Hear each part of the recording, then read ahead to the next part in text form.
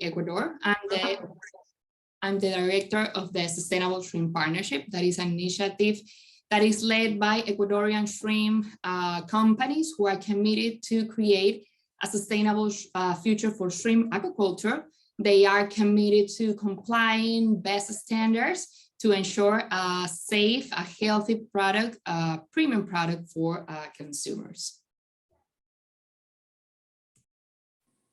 Hi everyone, I'm Athena Davis. I am the marketing manager for North America for the Aquaculture Stewardship Council, which is more shortly known as ASC. We're a global nonprofit and we work with responsibly farmed seafood from the farm all the way to the store, all the way to your plate. And so I work really on building consumer awareness here in the United States for what responsibly farmed seafood can look like. And we're just very excited to be here today and share some certified shrimp with you and learn a little bit more about what things look like on the farm and at the table. So I'll pass it over to Kathleen. Hi, everyone. Thanks for joining today. My name is Kathleen. I'm the U.S. Market Development Manager at the Aquaculture Stewardship Council. I mostly work with retailers like Costco, Target, Walmart to help them source ASC certified and labeled seafood. I also work with producers like those who are in Pamela's group. So thank you for coming. All right, thank you guys. Thank you ladies for the introductions. And we also want to encourage you guys throughout this webinar. I don't like the word webinar because don't we all feel like webinars are boring at this point? This is not going to be boring. This is fun, but share your cook along experience, take pictures of your shrimp, tag us. We'll share in the chat some different hashtags and who you can tag, and we'll also share that at the end as well. So you guys can talk about your experience, because the whole purpose of today is for you to feel more comfortable and to help educate your clients, your consumers, and your patients about what to choose from the seafood case. We want you guys to leave here today feeling confident about talking about aquaculture with your audiences, because let's face it, in our education, I don't know if many of you feel like this, but I feel like some of our dietetics classes are pretty far removed from our actual food system. And with there being millions of food out there, like it's hard for us to know the background of all these foods and how they get to the table and all the just different things, the antibiotic questions, the sustainability questions, the nutrition questions. It's just a lot for us. And we don't learn a lot about that in our schooling. So that's what this type of event is for, to help you guys to feel more empowered and educated about aquaculture. So I hope you guys leave here today feeling empowered. So we asked you guys prior to the event, what was your knowledge base of aquaculture with one on a scale of 1 to 10, where 1 was you had no knowledge or very little knowledge of aquaculture, and 10 was you are an aquaculture expert. And the average rating was about 5.7, which was expected because, like I said, we just don't get this sort of education in our schooling, and that's what the purpose of today's event is. So we're hoping to move you up on that scale and to help you to feel more confident by the end. So, all right, I'm going to go ahead and kick it over to Athena, and she's going to tell us a little bit more about aquaculture and exactly what that is and why ASC exists and what you guys need to be able to communicate to your clients.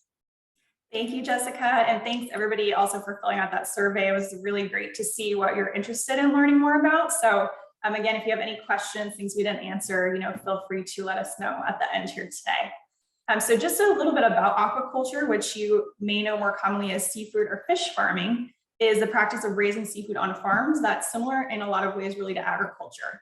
So people have actually been farming seafood for over 3,000 years. It can be done with fish, shellfish, or seaweed in both freshwater and seawater. And aquaculture already provides over half of all the seafood we eat in the US, which I think is such an interesting fact. And it's the fastest growing food producing sector worldwide.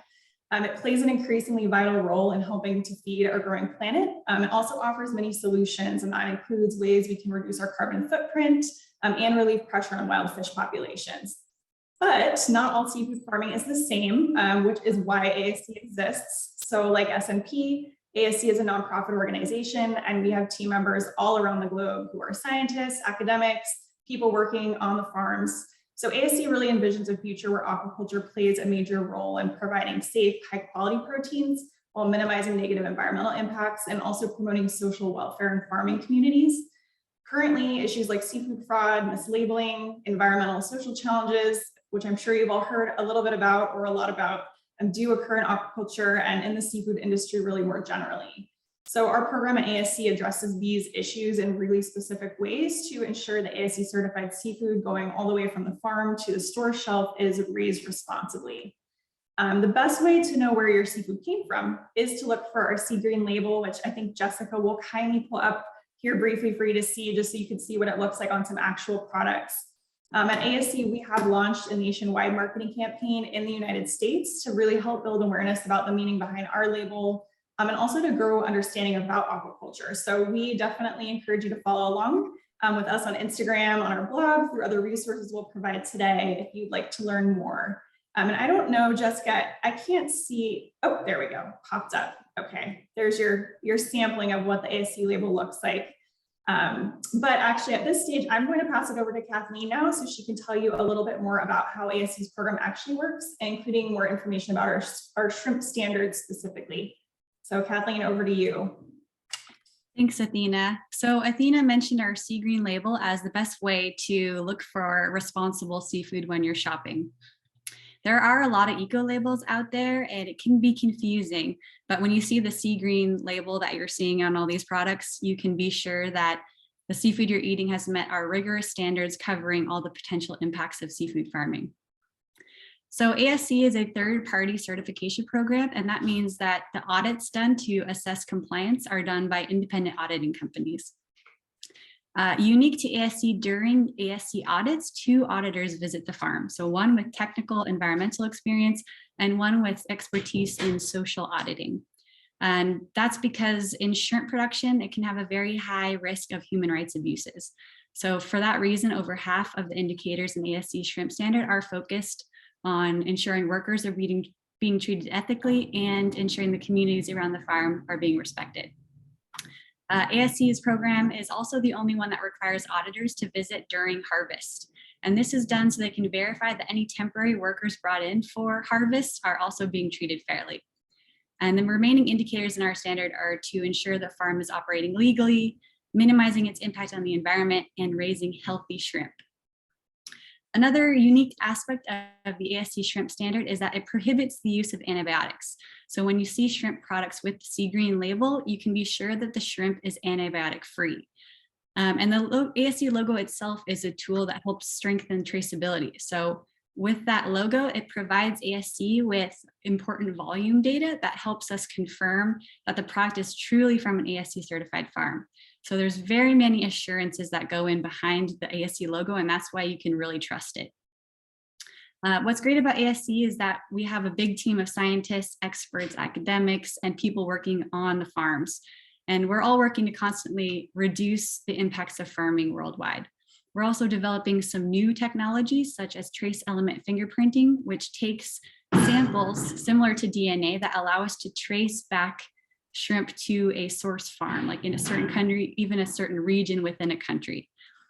We also recently launched a new chain of custody module that continually improves how we address issues like seafood fraud, mislabeling, food safety, use of antibiotics, and increased opportunities for physical product checks. So everything we do is aimed towards reducing impacts and strengthening assurances behind our label. So we call this movement the new way to seafood, and we look forward to sharing more with you about it today and over the next several years. One quick note before I pass it back to Jessica, the shrimp you received is from our partner Northern Chef, and you can find this particular product in Costco's around the country. So if you really like the shrimp, which I hope you do, you can go ahead and find it at Costco. So thank you, and I'll pass it back to Jessica. Thank you, Kathleen. I have my shrimp thawing now. So it's also important to note that in the FMI's Power of Seafood report recently, 50% of seafood consumers say that certifications have a major impact on their seafood purchases. So what this means is your clients, and all consumers are paying attention to these certification labels. They want to see these certification labels and they want to know more about it, which is why, again, we want you guys to feel empowered and knowledgeable when you're talking about what that label means. And we'll share all the slides out after too, so you guys can, you have handouts and things to reference. So Pamela from SSP, we'll kick it over to you now, and you can talk a little bit about what Sustainable Shrimp Partnership does. Thank you, Jessica. Well, I'm very happy to be here today, as I mentioned, and with this group, with this audience, I feel very confident that we all know about the benefits of eating seafood, and more specifically shrimp. Beyond good taste of shrimp, it has an impressive nutritional profile. Shrimp is low in calories and provides a high amount of proteins and healthy fats, in addition to a variety of vitamins and minerals. Shrimp also contains several nutrients that may actually boost health and prevent a lot of diseases. Shrimp is a good source of omega-6 and omega-3 fatty acids. So while it's widely recognized that shrimp is good for us, we are aware that there is not simply enough wild shrimp to meet demand for a growing population. And this is where aquaculture plays an important role. You know, nowadays, the vast majority of the shrimp that we consume worldwide comes from a shrimp farm. Aquaculture offers one solution to help meet growing demands while maintaining wild stocks and help preserve healthy ocean ecosystems. So if we want to continue eating shrimp and even increasing the amount because of its benefits, it is important we supplement wild stocks with farm stocks. So it is the same way we went from hunting on land to farming animals. We will need to generate more food from the ocean through farming. And we know this is possible. You know, 70% of the world is water, yet only 5% of the food comes from the ocean. So there is a huge potential in harnessing the ocean to provide more healthy food. It is important also to note that studies show that wild and farm shrimp are consistent in their health and nutrients profiles, so choosing either offers the same health benefits. It is also an environmental conscious choice because compared to other animal protein sources, farm shrimp has a lower carbon footprint, uses less land, and use feed ingredient more efficiently. But like all food production, it has an impact. So it is about doing it right. It is about raising with care for those who care. And here is where ASC and SSP comes in. Consumers need to find reliable providers of premium quality shrimp. And this is exactly what our Ecuadorian shrimp producers have been doing for more than 50 years.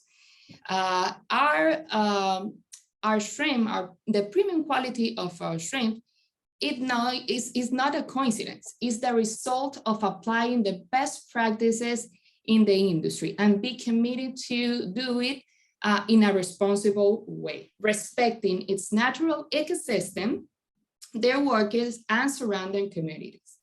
These producers are committed to comply with the highest standards.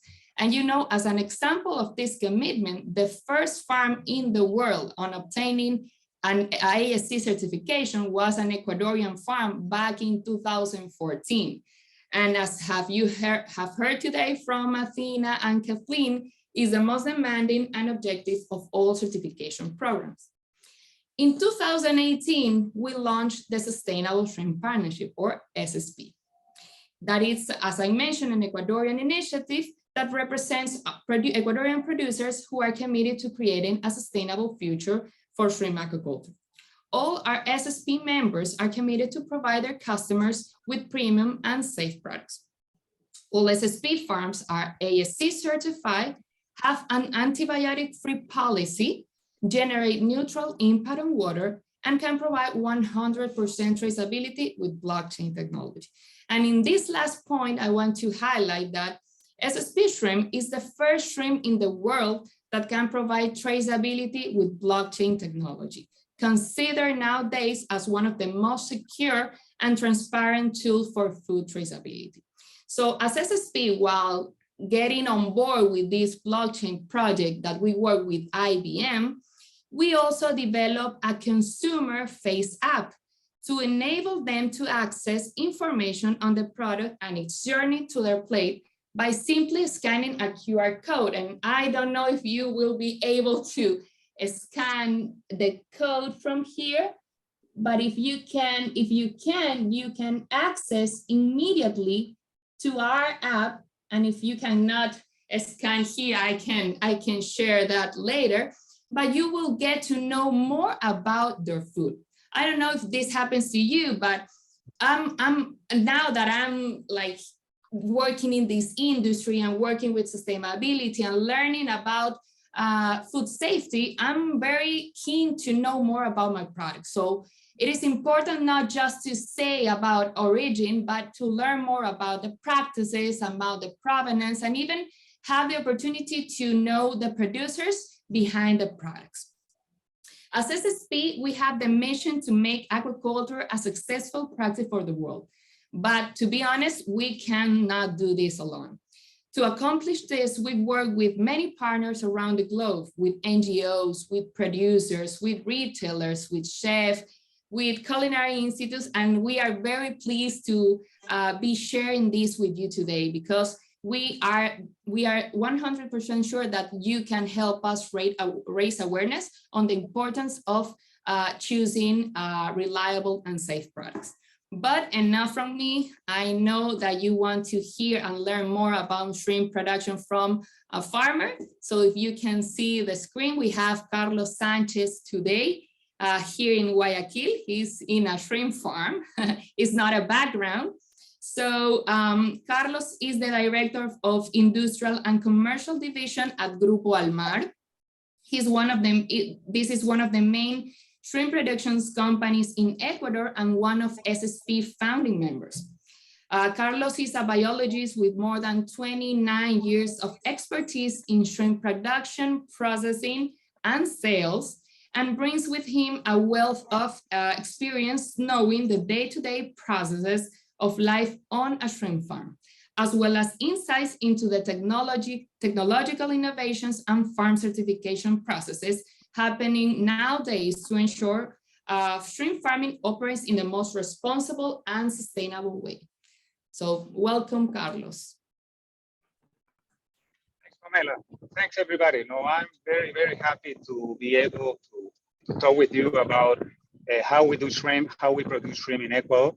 Thanks to technology, we are able to talk directly from one of our farms in Ecuador. No, as Pamela said, this is not a frame. It's actually one of our ponds, and it's not a lake. It's really one of our ponds where we raise the shrimp.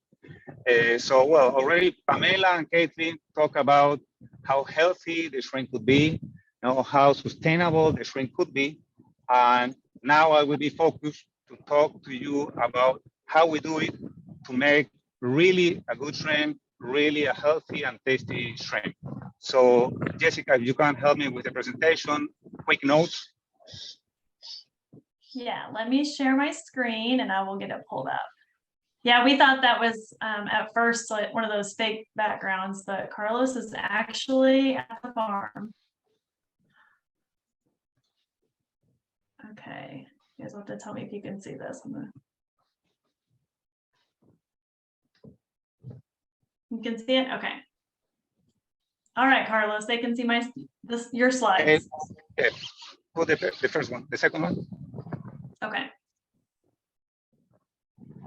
Okay, Ecuador is today the #1 producer in the world, the first country on volumes. Now, doing last year approximately 22% of the total world production, and this year probably will reach 25%. During the last 12 years, Ecuador has been growing very well, and very solid growth that allow us to reach those numbers. Next, please.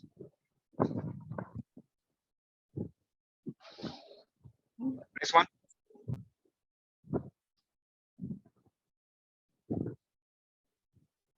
Okay, so how we produce happy shrimp, how we produce healthy, safe, and sustainable shrimp in Ecuador is possible, and I will show you how to do. Next. Okay, the Ecuadorian shrimp farming began 50 years ago, in the early 70s, basically collecting wild larvae from the environment, from the coast, and enclosing them in land. That's it. That was what we produced at the very beginning. The species that we produce is Peneophanameae. It's native species. No, it's not introduced. No, it has been here from the very beginning, fully adapted to this environment where we are right now. In Asia, they introduced the Panama. Now, Panama is produced all around the world, but is native originally from Ecuador, from the coast from Ecuador. So I think it's very important because that gives us a good advantage, that the animal is already adapted to these conditions. Due to pandemic of diseases, always coming from Asia in late 90s, the diseases of shrimp, it forced us to close the production cycle. Now, by law, we decided not to use any wild larva or wild broodstock anymore. No, forbidden. And at that time, we developed the reproduction or the metamorphosis cycle of the larva, and then adapted to our own conditions, the closed cycle. We failed. The failure to fight against pathogens at that time, we did terrible things. We used chemicals, antibiotics, pesticides, chlorine. We burned all the crabs, terrible things. That taught us to work in harmony with nature. Now, to fight against nature, that's impossible. We learned about it. We learned fighting many years against the diseases, and then we decided to work with nature. So now we have open systems, impossible inclusion of pathogens. It's impossible, in our systems. Once we were even washing the wheels of the cars, to enter the farms. It was embarrassing because we saw the crocodiles, the iguanas, the otter, the birds, every animal moving in and out of the farm without not washing their hands. And we were washing our hands to get in and out. So it didn't make sense at all. So we stopped doing that. And we basically work in open systems. People still insist on biosecurity. It doesn't work on these systems. And we work to really reduce the stress of the shrimp. Now we learn if the shrimp is healthy, if not stressed, it can resist and fight against any disease. The pathogens will be there, like the flu for persons. You go to a supermarket, you get the flu, the virus. But it depends if you are healthy, you are stressed, it will express and you will get the disease or not. So we work very hard on have the best soil, the best bottom of the ponds, and water conditions. We also improve nutrition. We improve the best feed, and we work a lot on best feeding systems. And of course, we protect the environment. We depend a lot on mangrove. We depend a lot on estuary conditions and rivers. So we have to protect them. Next, Jessica.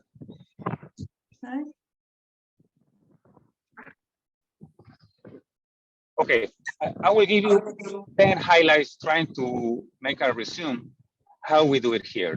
First of all, we use large ponds, 10 to 70 acres, very big.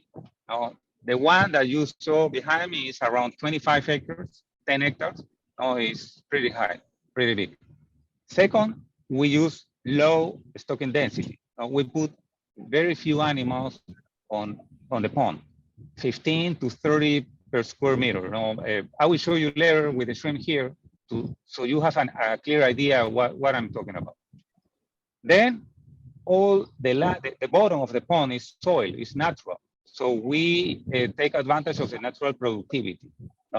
In the soil, you can grow copepods, polychaetes, worms, snails, crabs, everything that is natural, and the shrimp can use it as natural feed. Probiotics, we use a lot of probiotics. We don't use any antibiotic or medication at all, not only at the finish of the cycle. In all the stages of the production, we don't use antibiotics at all, zero.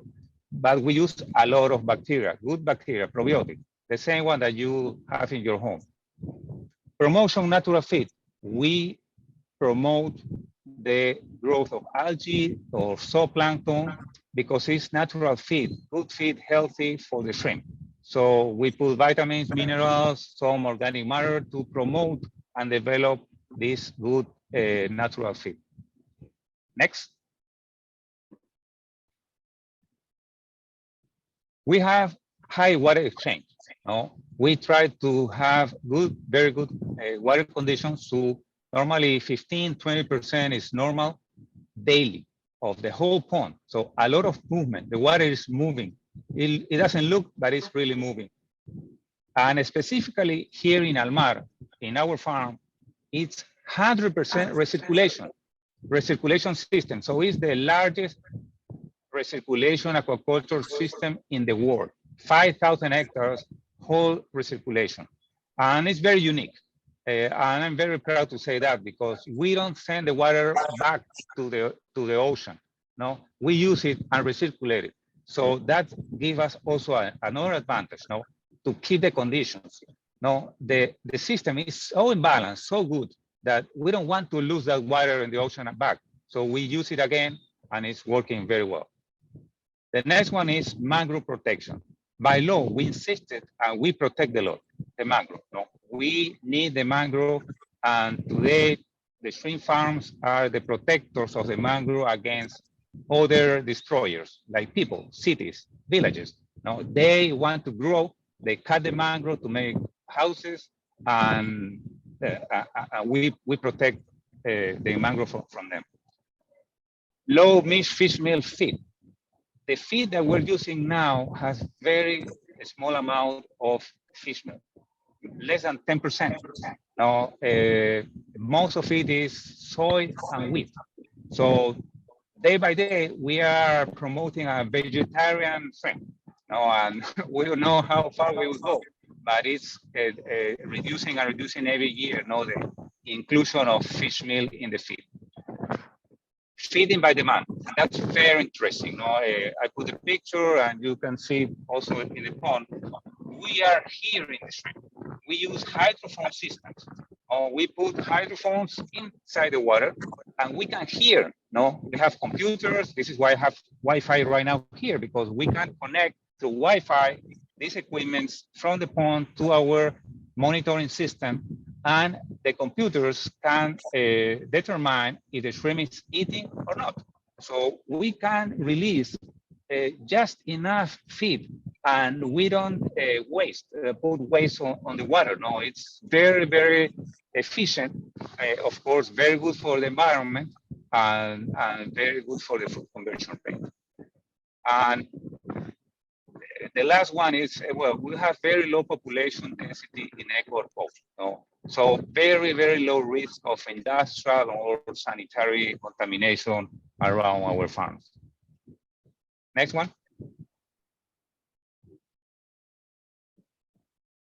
SSP initiative. Why we found SSP? Basically, as Ecuadorian farmers, we were very concerned about the usage or abuse of antibiotics in the food production at all. So we consider that there's an urgency to promote food production without antibiotics. And that's very important to clarify the difference. I'm saying without antibiotics at all during whole production cycle. Whole. It's different that you can buy a product or shrimp that say antibiotic free. Of course, if they stop using antibiotics, let's say 20 days before harvest, it's very likely that you will not find traces of antibiotics when you buy the shrimp. But it doesn't mean that they didn't use antibiotics during the whole cycle.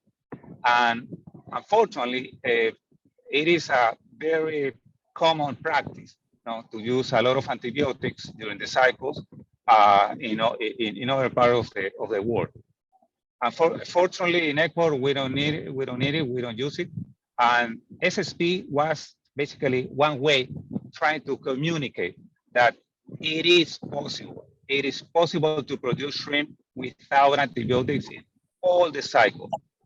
Difficult? Yeah, but it's possible. So we're trying to promote this idea because it's really the way to do it, not only here, no, in all the world, and hopefully with the help of you, that we can promote this kind of practice.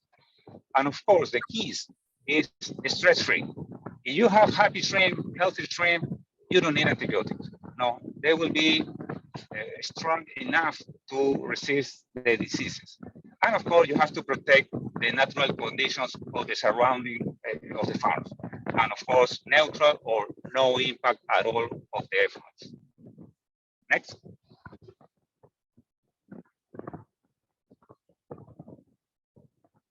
Next, okay. And the last one, well, this is very basic. No, safety in process and supply chain. I will not talk much about it.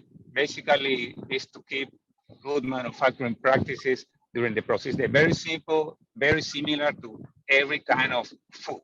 No, so in the food industry, it's very basic. Avoid the composition by heat stress, of course, ice, refrigeration, proper management, no problem. And shrimp and development is really strong. If you find decomposed shrimp or with heat stress in the shelf, is that they treat it really bad, because you need to put a lot of heat stress on the shrimp to make it bad. Avoid cross-contamination during process, the same, very basic, no, avoid salmonella, staphylococcus, listeria. Of course, there's a difference, no? If you buy raw shrimp and you cook it home, if there's any possible contamination, you will kill the bacteria. You will kill at home, and it's very safe. If you buy cooked shrimp, you need to be more careful, because it's already cooked. You will not put heat again, and definitely if it's contaminated, you could have a problem. So cooked shrimp, it has to be high risk. Then avoid chemical abuse. Basically, in the shrimp, you in industry, you can use basically two chemicals in the process. Antioxidants, no, like sulfites, the same that using wine, but much less than wine, no, very little, but it's necessary to avoid the black spots on the shell. The black spots, they are not a healthy problem. You can eat it, no problem, but it doesn't look good. So the consumer, they don't like shrimp with black spots. So this is why you have to put sulfites, because it's a natural reaction. The enzymes of the shrimp start putting black spots if the shrimp is dead. So if you put sulfites, you protect and you cut this reaction. And then moisture enhancer, no phosphate. If the shrimp, no, when you peel it, no, and you cook it, you can overcook. And if you put a little phosphate, you protect from overcooking. So the small quantity is good, but the abuse is the big and the main problem. Of course, both are declared and both are fully recognized when you read the label. No, it depends basically on the consumer request or customer request. Alert for allergic reaction. No, some people is sensible to eat shrimp. But I had two experience with two friends of mine that they told me, no, I cannot eat shrimp because I am allergic to shrimp. And I pushed them, of course, very close to a hospital to eat our shrimp, the Ecuadorian shrimp. And I told him that probably they are not allergic to the shrimp. They are allergic to a bad shrimp that they eat someday. And they did it. And both are now quite happy to keep eating shrimp and a lot of shrimp because they are really not allergic to shrimp. They were allergic to some bad thing or chemicals they put on the shrimp that they ate before. And of course, confidence with fully traceability, with blockchain. That gives definitely a confidence to the consumer. What we are doing is really good. So basically that's it. And I want to show you if I can change. Yeah, you actually have some shrimp there that you're going to show us, right? Yeah, I will. Okay, can you hear me now? We can hear you.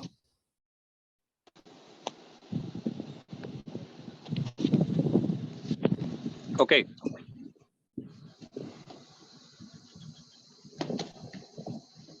Okay, here we go. I'm going to pin this so you guys can see it better. Well, I'm showing now the density that we have in this pond. Okay, approximately 20 animals per square meter. Now, in this bin, we have 3 animals. Okay, this is the density that we work here in Almar. Okay, and this is the density they work in Asia. Okay, this is the difference. Now, they have around 400, no, 400 to 500 animals per square meter. Okay, so that's a big difference, and this is why we consider that we can produce, of course, without any antibiotics.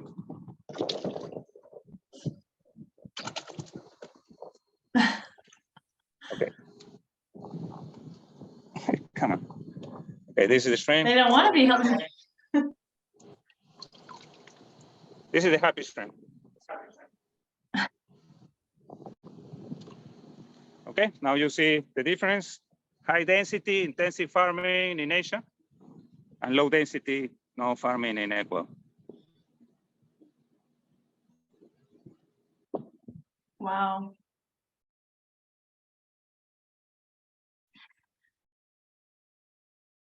That's really interesting. And you guys, if you have questions for Carlos, ask them in the chat, or you can unmute too. I think it's fine if we ask. We have some time for discussion and some time to ask him some questions.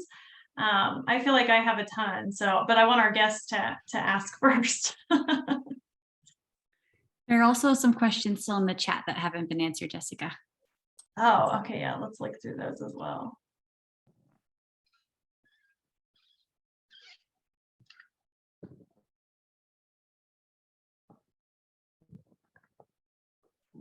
Okay, here's a question, Carlos, that we have. What is the age of shrimp when they're harvested for consumption? I was curious about that too. What, like the lifespan? I mean, how long does it take them to get from this to the adult shrimp, and then what's the age of harvest? If you return back to the third page that I present, or I can do it by myself.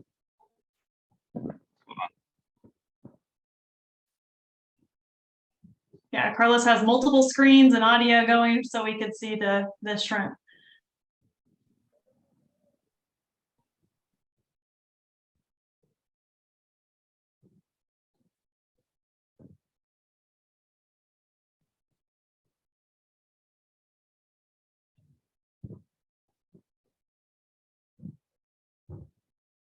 Okay, can you see it? Yes. Oh, I guess it was on your slide. I missed that.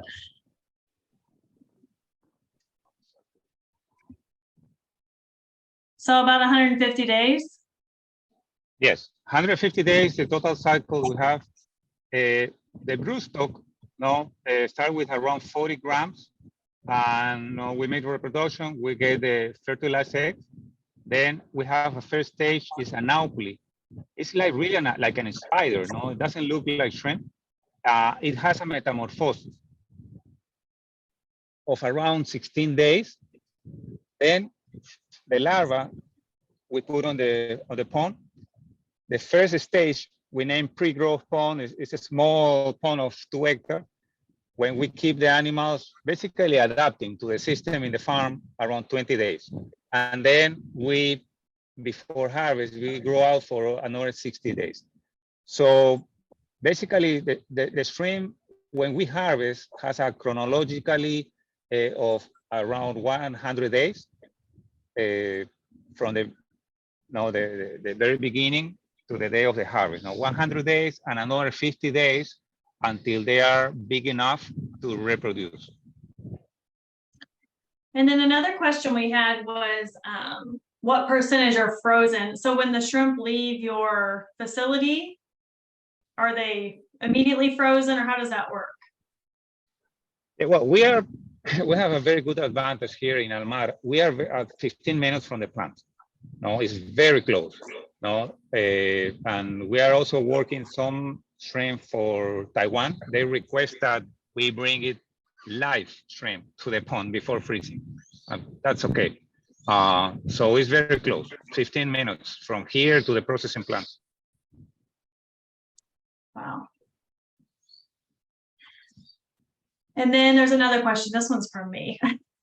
But I used to work in retail, so I was helping sell products. And you hear a lot about tripolyphosphate, and you talked about that a little bit. And I know that it's something that they apply to like add moisture. And I've heard about if you put your shrimp in the pan and it has a ton of water that comes out, that's not a good thing. Can you speak to that a little bit, and maybe what we need to be telling consumers when they ask us about that specific chemical, because you can see it listed on the package?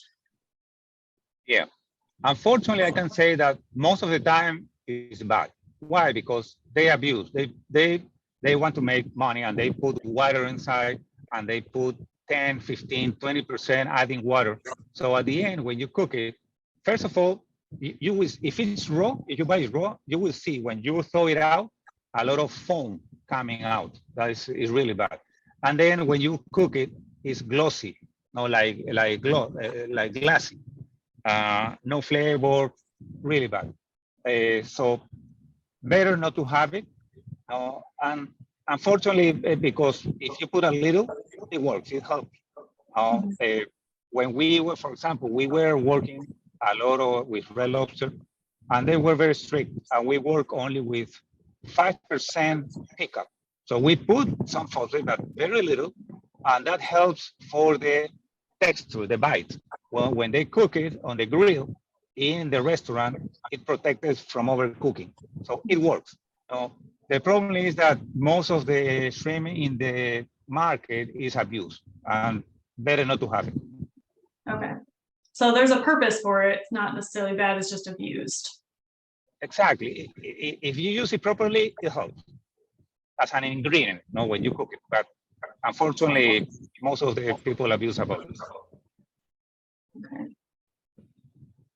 Questions for Carlos? Does anybody have any other questions? It's not every day that you have a shrimp farmer from Ecuador right here in front of you. Thank you, technology, for this. So if you guys have any questions for him, this is the time. Last call. I have a quick question. Okay, shoot. Thank you. This is so interesting. So you mentioned like foodborne illness, like salmonella and stuff, and I was wondering if shrimp could be a source of Vibrio. We see that in seafood.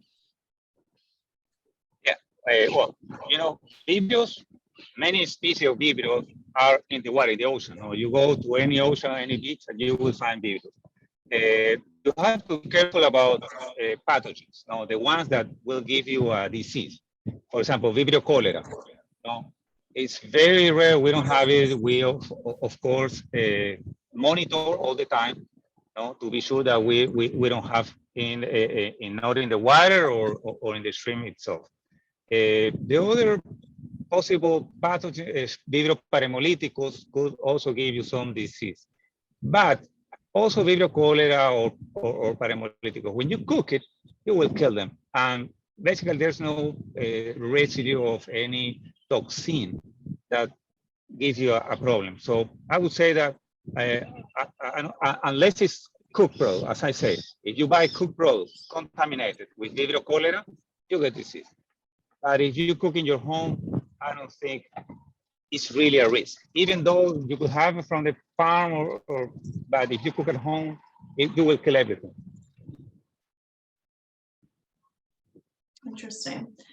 We have another question that says, what's the percentage of shrimp that is raised in Ecuador that's not imported? So basically meaning locals to Ecuador, is your shrimp also stay there, or is it mostly exported to the US? Or can you kind of speak to that a little bit? Locally in Ecuador, we eat a lot of shrimp. We sell locally, but Ecuador is a very small population. Total in the country, we are 12 million in the whole country. It's less than any city, big city in the US. So there's some consumption, but it's more than 2%, 1%, 2% of the total production from Ecuador is stay here in Ecuador. The rest is export. So do you ever, this is just, I'm curious, do you ever sneak a shrimp home and eat it for dinner? So twice a week, at least. Very good, at least 2 times a week, good answer. And I peel it and cook it by myself. I don't blame you. It doesn't get much fresher than that, does it? Can you share a little bit more about the local ecosystem and why it works so well for producing great quality shrimp? So Ecuador specifically. Well, in Ecuador, we have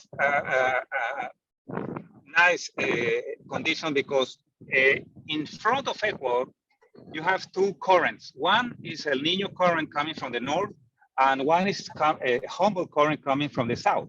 So just in front of Ecuador, both meet, both current meets. So it makes a balanced environment. No, it's not so hot when it's hot. It's not so cold when it's cold. So yeah, we have seasons, but very, very smooth. No, the changes are not very strong. So we don't have the highest temperatures, but we don't have the lowest as well because of this mixture of these 2 currents. No, and they meet and they go both to the west, to the Galapagos Islands, no, just in front of Ecuador. No? So for me, it's one of the environmental advantages that we have.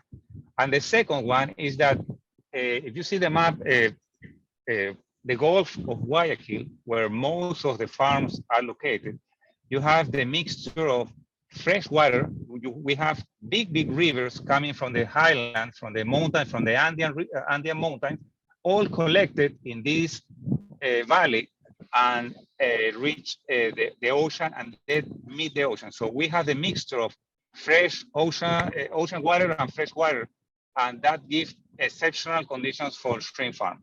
Now the mixture, now the shrimp, to give you a number, no, ocean is 35 parts, freshwater mixture reduced to 15, and that's great. The shrimp love it.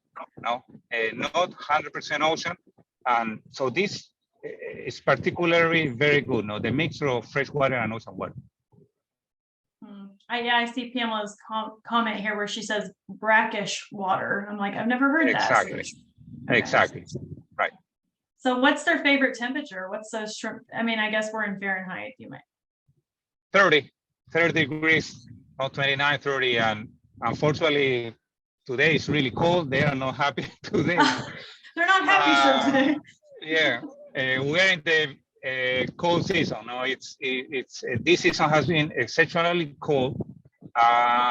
Production is not as good as last year. Okay, but we can handle it because we depend on the environment. No, if the nature gave us good year, fine. If not, okay, that's fine. But this has been a very cold year, La Niña say that we have. So hopefully next year it's a little hotter.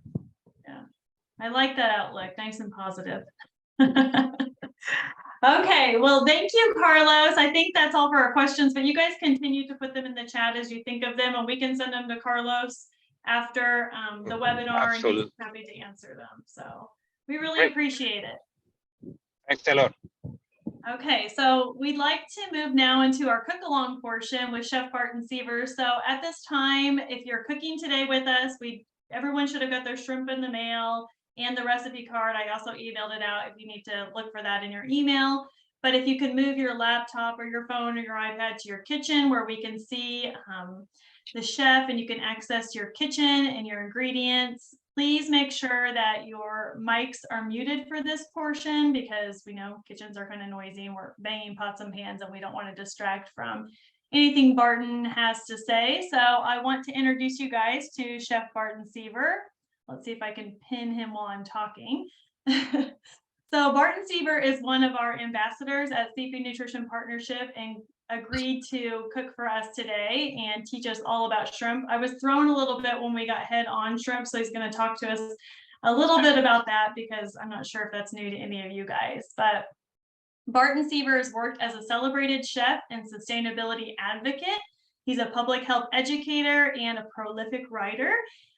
He has a great technical expertise and he's developed professional relationships within and acquired systemic knowledge of all the processes by which fish in water becomes seafood on the plate. So he is the expert, so you can ask him all your seafood questions, cooking seafood questions.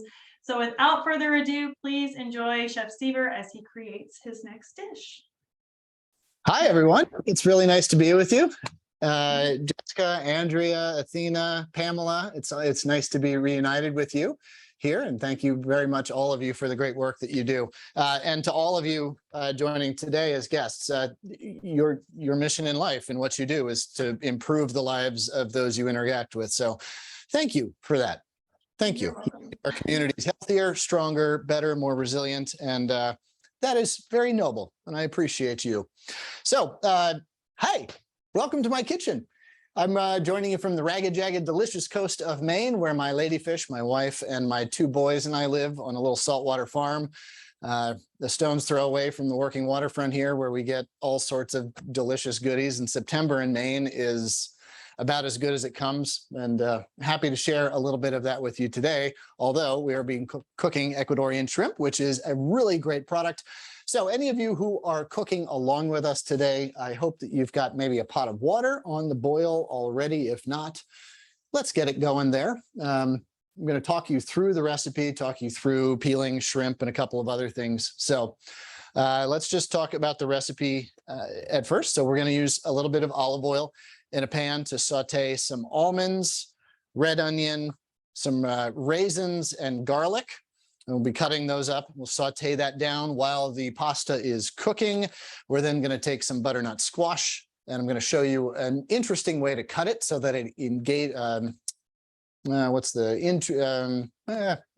integrates. Yes. Thank you, Katie. Who's our camera person today? Integrates into the dish pretty well. And then let's talk about shrimp. So these are the Pacific white leg shrimp, the white shrimp. These are fabulous. And I hope this is maybe what you've gotten here. So these are head on, and they came to me in a 5-pound box. These are 9 to 14 size, meaning you get 9 to 14 per pound that you buy. I really like this size for a couple of reasons. One, it's big enough to be attractive on the plate and really give that impression of generosity, but it's also small enough so that it integrates into a dish and that you can actually get a bite of it and something else as well. And that's ultimately, I think, when we're thinking about dishes and how we create them, especially as chefs, sort of think about how people are going to eat them too, right? And if everything is too big, those components are too big to really fit together, well, that's something to avoid, in my opinion. So to peel a shrimp, I am right-handed, so I do it this way. From a head-on shrimp, just grab the shrimp and I give it a slight twist and pull, and that just pulls the head off and any of the little remaining guts that are there. And then I flip it around so that the legs are below, and you just peel back those layers, and you go down the shrimp towards the tail, peeling back the layers. That's my laundry, which is done in the background. I got to go flip it over to the dryer, but I'll do that after we cook. Oh, I'm sorry. I just started talking. So I'm going to do that again real quick for you. Sorry. So again, we're just going to peel off starting from the bottom where it naturally breaks around those legs, and just peel that back and off. And then grab the legs and just kind of yank those off as well.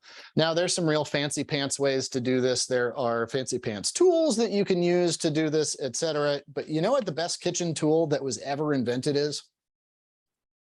Hands. They work really well to do almost anything. So going back to that concept of how do we eat something, like how does the function of the dish work? It boggles my mind why people leave the shrimp tail on, the shrimp tail shell on in a dish where you're not using your hands, right? A shrimp cocktail, great. You got that little shell to kind of provide you a little handle, right? It works. But in a pasta dish, I don't like that so much. So you just keep peeling all the way down to the tail, and then you grab those little tail fins and you pull back. And if you do it right, and if your shrimp are really fresh, like these are, fresh meaning they were frozen at a high quality freezer right after they were harvested, so you've got great quality, you can pull the little tiny shrimp legs out as well. And that is the mark of a well-peeled shrimp. So I'm just going to peel a couple more of these while we do this. And the other things I wanted to talk about, sort of the presentation of this dish and the creation of it. The idea that we're mixing some raisins, some almonds, great nutrition there, of course, but also great texture and also something just a little different and interesting, right? Another way to remove the tail as a side is just to push, to squeeze, and to pull out, and that is more than enough. So the raisins in a pasta dish, right? Sounds a little strange, but it really works, especially with the nuttiness and the texture of the almonds in there, as well as some red onion, which adds another sort of layer of sweetness and, well, development of flavor as well. So I'm going to peel up about 6 of these or so. I think that will probably be enough. The recipe as I've written it, well, it's got just 4 ounces of pasta in it, which is not a typical American portion, as we all know, but it is the portion size that's on the back of the box. And talking to nutritionists and RDs, I thought maybe I would play by the rules, right? So there you go. Add more pasta if you want, if you're bulking this up for an entree. So the next step in the shrimp is to devein them. Now, the shrimp have a digestive tract, which runs from the head back through the shrimp. And to devein them, just take a knife. I happen to have a large one here, but a small paring knife works well as well. And just make a very shallow incision right smack on the back of that shrimp, all the way down to the tail. And when you open it up, you begin to see that there is little bits of that digestive tract that's still in there. And just use the knife to kind of scoop it out as you go down the shrimp. Cool? So again, just like that. And then you will see what that vein is that's right in there. Yep. How's the camera focus? We good? Woo, there we go. That vein that runs right there. And you just pull that out and sort of work your way down the shrimp like that and discard that. So a fun thing that we're going to do, which is an optional thing, and I'm going to do this before I finish peeling the shrimp or deveining the shrimp, which is all those shrimp heads and those shrimp shells. There's an enormous amount of flavor in there. That's not flavor you want to miss, but in a small portion like this, if you're cooking for 1, for 2, even for 4, you might not get enough shrimp shells to really make it worth it to make a shrimp stock, right? A whole different dish of effort. But I want to keep all that flavor if I can. So watch me. I'm going to move over here to my pasta cooking water, and I'm going to drop those in. Why? Well, because I'm going to make basically a very quick shrimp stock, and it's going to absorb into the pasta, right? And we're going to use a little bit of it to deglaze the pan at the end. So this is all just adding a little bit more flavor. I've got just a little skimmer here that right before I put the pasta in, I'm just going to remove those and discard them. Is it an extra step? Yeah, but it's an extra step that yields a good bit of flavor, and it's a good, to me, sustainability conversation as well, because, well, you're using the whole animal in some way or another, at least paying respect to it, which is a big part of. Could you put the heads in the water as well, or would you not want to do that? I put the heads, everything except the digestive tract, which I have sort of over here. But yes, the heads, the shells, the legs, all of that. So, and the other thing is, if you're adventurous and like it, you cook those shrimp heads right into the dish. Leave them on the shrimp as you saute them. Now, that obviously makes it a handheld food where you've got to kind of fish it out with your fingers. But if you're into that, the flavor of those is really great. And you can squeeze those heads, and what's in there is really pretty tasty. All right. So I've got my shrimp shelled here. I've got them deveined. I'm just going to move the shrimp over here. And because my kitchen, my sink is a little farther over there, I'm not going to worry about food safety and washing my hands because we're doing this demo and I just want to keep it fluent for you. But always be mindful of food safety and cross-contamination when you're doing this. So the things I'm going to do now, I'm just going to chop up some fresh garlic.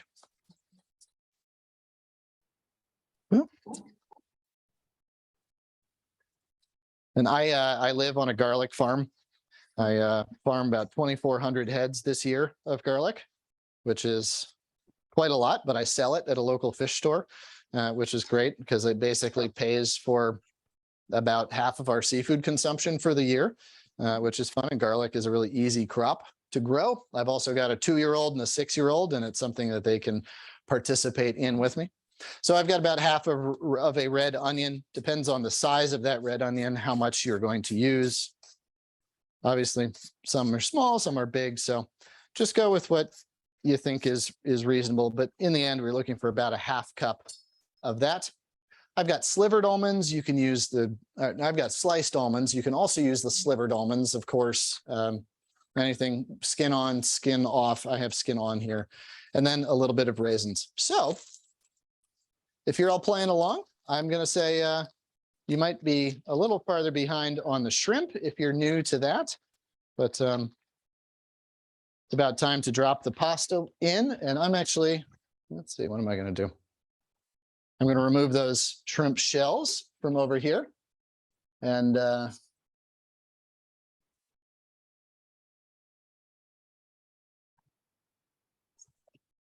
there you go. Easy enough, right?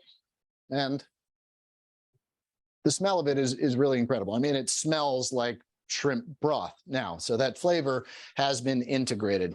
I'm going to move that to the back burner here. Whoops.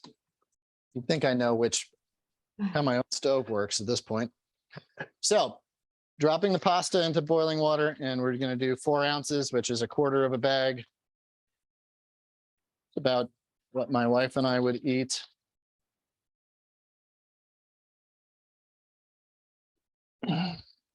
As I said, food safety, whatever. It's going to get boiled, right? It's fine. It's fine. It's fine.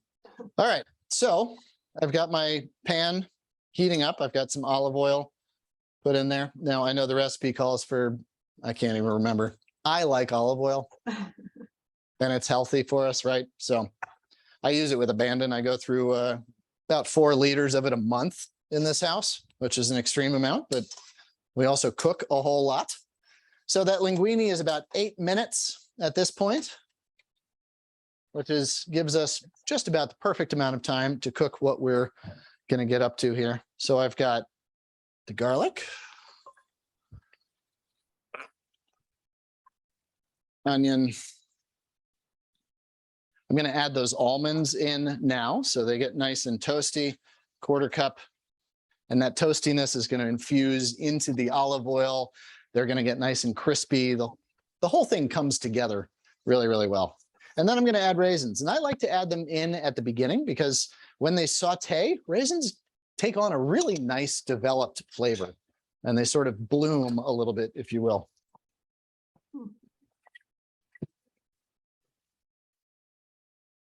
Is everybody good? Are we following along? Pace of this is going okay. Jessica, are you good? I'm good. I'm still working on the shrimp. If you guys have questions, you can ask in the chat, or I think we're fine if you unmute. Please do. Please join in. Yeah, I'm removing these veins still, but I'm gonna finish my dish after because I need to take pictures and the whole bit. Well, I know that I did that pretty quickly, but I've only peeled and deveined, I don't know, A lot. 100,000 shrimp in my career.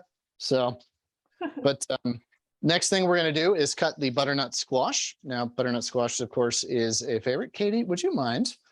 Camera back to the cutting board. Good.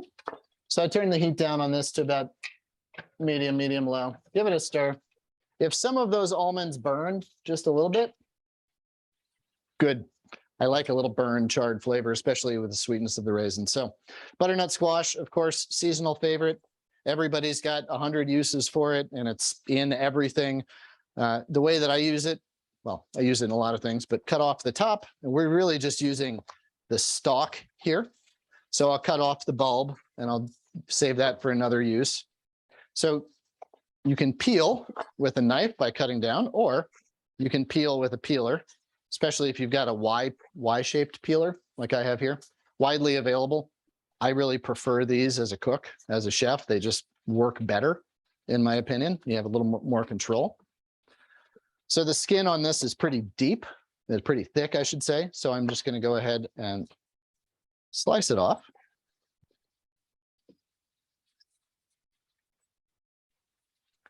You can save all that for a stock if you want to. So now I've got this stalk area, and I'm going to cut a piece off about that big, about that wide. And then I'm going to go back to the peeler, and I'm just going to peel this down. And what you end up with are these thin ribbon-like strips that are going to cook really quickly. So this dish stays about a 8 to 10 minute dish if you've got all your prep done. And you get this beautiful integration, right? I mean, those are just these beautiful, which are going to marry into that pasta really well. So any questions? Anything we got going on? I'll give this a stir over here. I think we're all focused. Cool. All right.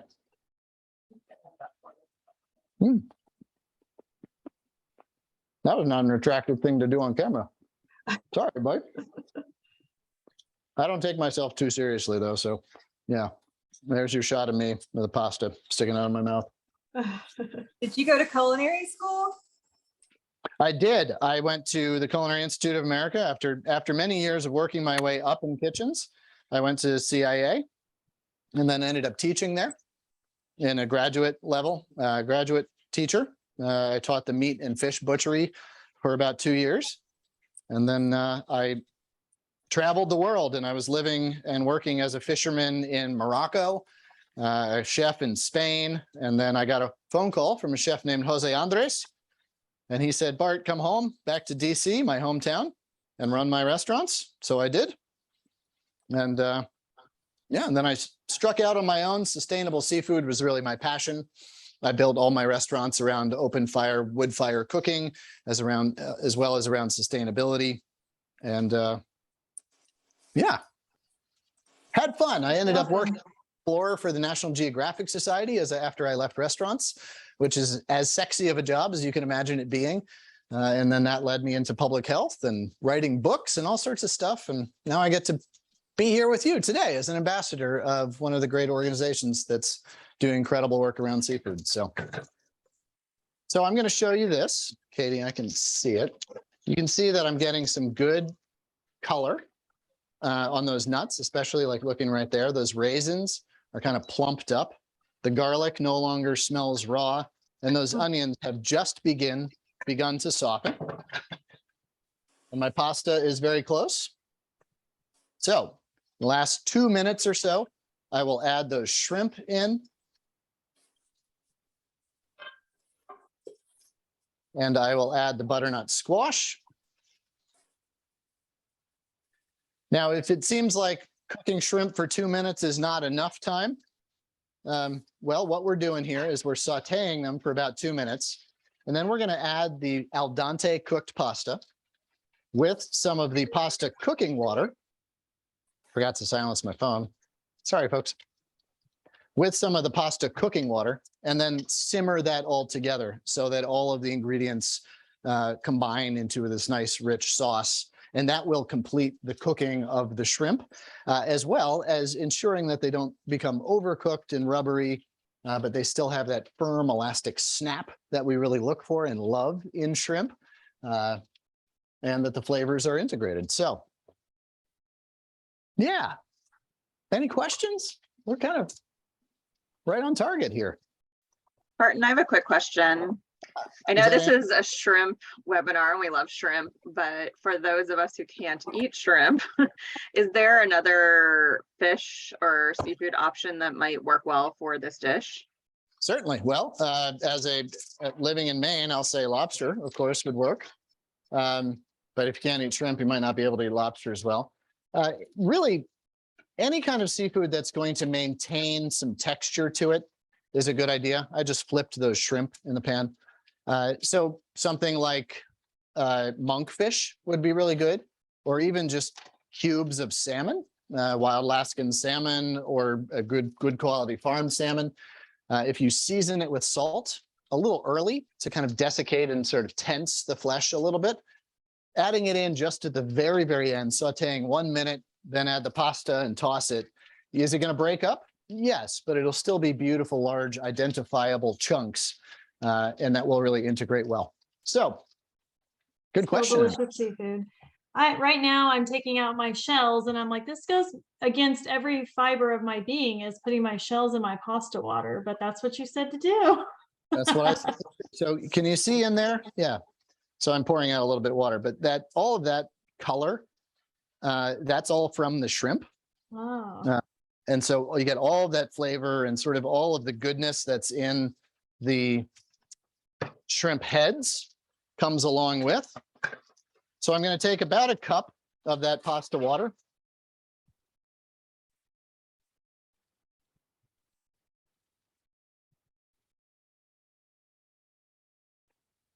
And then I'm going to step away to the sink. Excuse me. I'm going to go drain my pasta.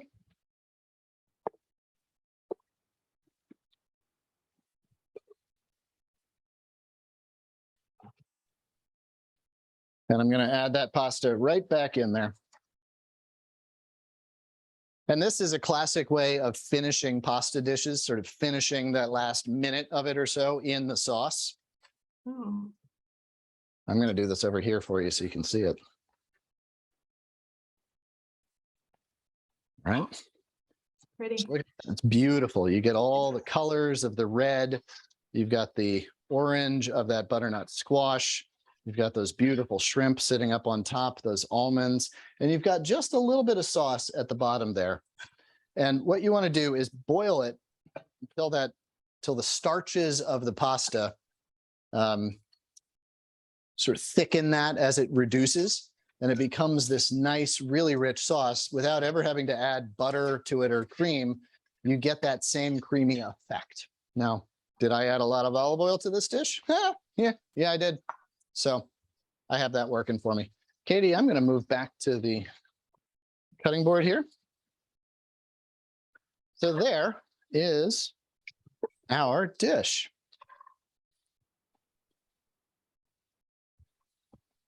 That looks so good. And then you've got all of those goodies from the bottom. So I'm going to put the shrimp there, front and forward. So our friends down in Ecuador, our friend Pamela, can see her great work. It looks great and delicious. Thank you, Pamela. It's good to see you, friend. It's been too long. And then Yet it has. Hopefully soon we can meet in person and have you here in that beautiful farm where Carlos was. Yes, I'd love that. I haven't been to Ecuador since a trip to the Galapagos I did with National Geographic a long time ago. But so, ¿por qué soy picante? I mean, because I'm a little spicy. I love chili pepper. So it's not in the recipe, but I've got some Urfa chili, which is a really sexy, seductive, deep, rich, kind of cocoa, floral flavored chili that doesn't pack a huge amount of heat, but certainly enlivens and brightens. Because the one thing that this dish doesn't have in it that I typically put in is acid. And the chili kind of makes up for that a little bit, or just a squeeze of lemon juice. But then here you go. It's a beautiful dish. So Cooks pretty easily. I know you've been busy trying to figure out the recipe, follow along, listen. So wherever you are in the process, have confidence in that and that your result is going to be delicious. So, and with that, hey, wouldn't it be awesome if you came over for dinner and helped me eat this? I want to see that garlic farm. Yeah, you want to see the garlic? Well, there are toys everywhere. I am the 2-year-old and the 6-year-old. Life is about picking up. So, yeah, right. Well, I'm excited to get my finished product. I'm gonna, after I hang up here, that's what I have to focus, but you guys are all doing great. Oh, I see Laura's. That's beautiful. Hey, If nice anybody job. else, Sarah's working on hers.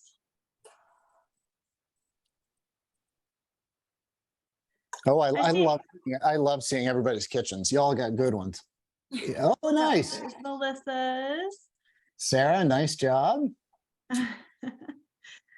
So do take a picture, share it out, guys, tag us, and also we can follow you on social, right, Barton? I haven't shared your stuff, but I can share it out. Yeah, at Barton Seaver. And then if I could shamelessly self-plug as well. Please do.